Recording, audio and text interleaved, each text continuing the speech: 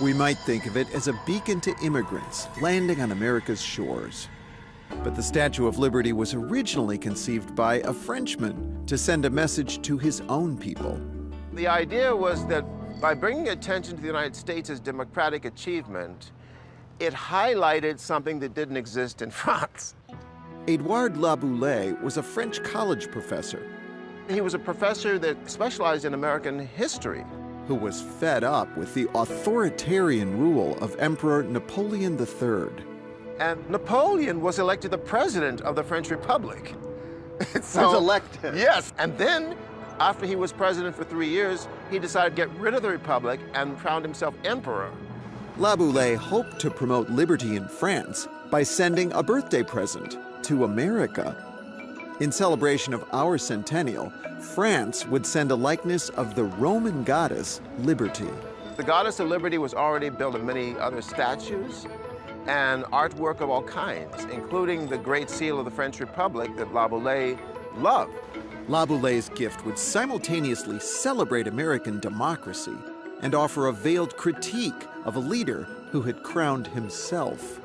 It's like this sort of big public relations stunt almost. So this was his intention in a quiet way, which couldn't be criticized by the government. He wouldn't be arrested by the police or anything like that. At a dinner party, Laboulaye pitched his idea to the sculptor Frédéric Auguste Bartholdi. He has this dream of building something, something big, right? Yeah, his dream was colossal statuary in the Egyptian or Greek tradition. Bartholdi assembled the 151-foot copper figure in a courtyard in Paris. Her official name was Liberty Enlightening the World.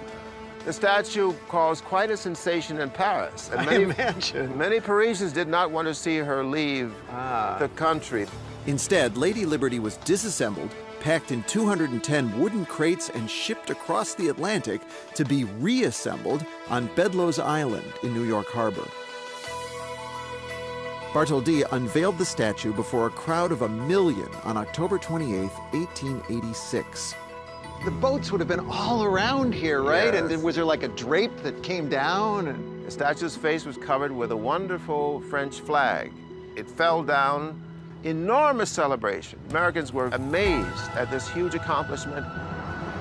Liberty was not only an artistic achievement, she was a triumph of engineering.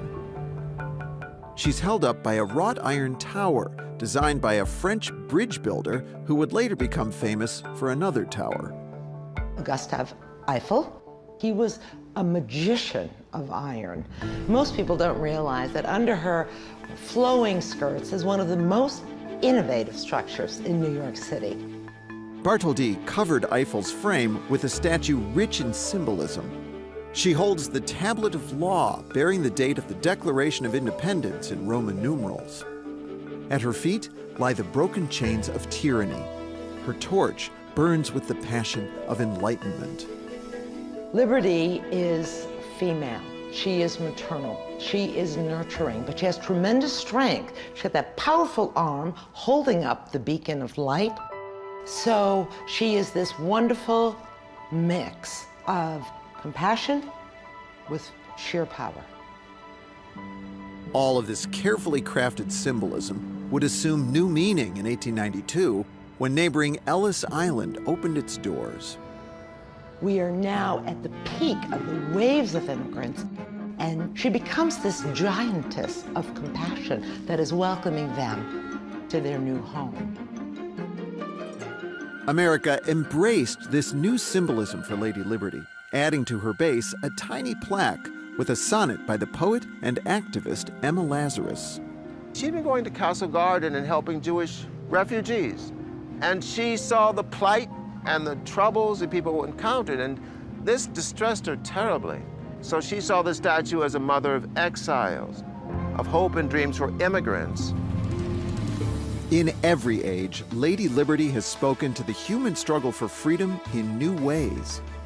You know, this ancient Roman goddess Liberty, who was genuinely worshipped 2,000 years ago by freed slaves in Rome, in Italy, and regenerated into our great Statue of Liberty, shows the power of ancient symbolism even for people of our time.